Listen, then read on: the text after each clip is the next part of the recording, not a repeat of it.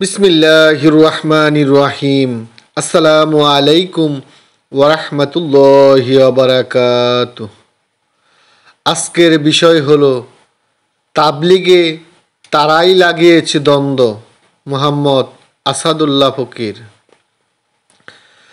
সাদ সাপ আর জুবায়ের সাপ তারা কি নিজেরা ঝগড়া করেছে, নাকি কোনো ছন্দবেশী মানুষ তাদের মাঝে ঢুকে ফিতনা লাগিয়েছে? যারাই এই ঘৃণিত কাজ করেছে তারা হলো ফিতনাবাজ। তারাই ক্ষতি করেছে তাবলিগ জামাতের আজ। হয়তো সাদ সাহেবের কিছু কথা জুবায়ের সাহেবের ভালো লাগেনি, বা জুবায়ের সাহেবের কোনো কিছু সাদ সাহেবের পছন্দ হয়নি।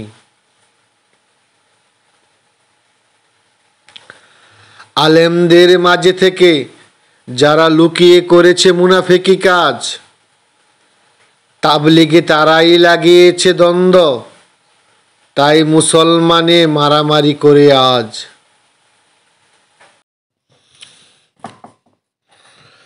তারা যদি তাবলিগের ভালো চাইতো, করতো বিপরীত কাজ। দ্বন্দ্ব না লাগিয়ে সমাধানের জন্য গোপনে করিত মার কাজ। আলেম উলামাদের হাতে পায়ে ধরে একসাথে বসাতো। দুজন আলেম একসাথে বসলে হয়তো সমাধান আসতো। তা না করে লাগিয়ে দিয়েছে ঝগড়া আর মারামারি। দাওয়াতের কাজে বাধা হয়েছে, চলছে বাড়াবাড়ি।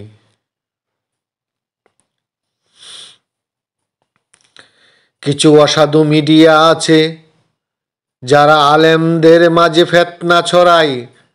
টাকা ইনকামের জন্য যত সব মুনাফিকি কাজ করে বেড়ায়।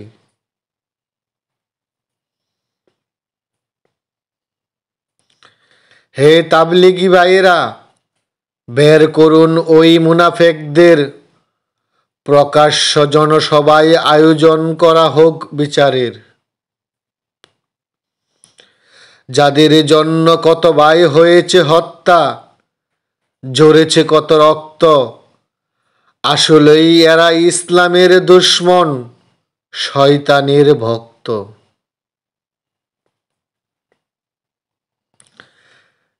হে তাবলিগ জামাতের ভাইয়েরা, নিজেরা আর ভুল না করি। আলেম উলামাদের একসাথে বসিয়ে আসুন সমাধান করি। আর কতদিন চলবে এভাবে সংঘাত, কত হবে রক্তপাত?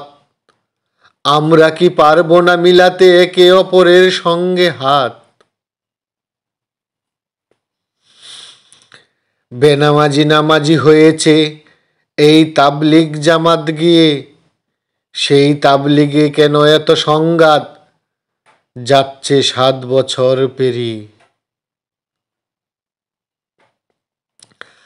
আর কতকাল করব নিজেরা মারামারি? কতদিন একা থাকবেন সাথী ভাইকে ছাড়ি? যুগে যুগে ইসলামের যত ক্ষতি বেশিরভাগ মুনাফেকরাই করেছে। ওদের জন্য ইসলাম বারবার অশান্তির কবলে পড়েছে। ইতিহাস জেনেও আমরা কেন শিক্ষা নিতে পারি না? কেন আমরা ঝগড়া করি, সমাধানে বসি না?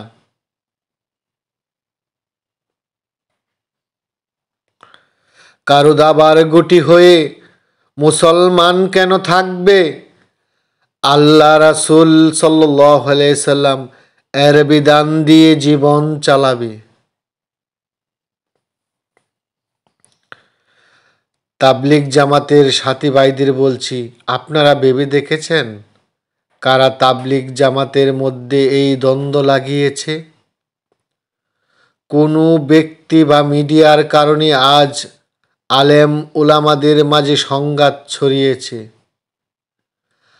আসুন আমরা খুঁজে বের করি এবং এর সঠিক সমাধান করি। নিজেরা মিলেমিশে একসাথে তাবলিগ করি। আল্লাহ আমাদের সহি সমাজ দান করুন। আমিন আমিন। আল্লাহ হাফেজ। আসসালামু আলাইকুম ওয়া রাহমাতুল্লাহি ওয়া বারাকাতুহু।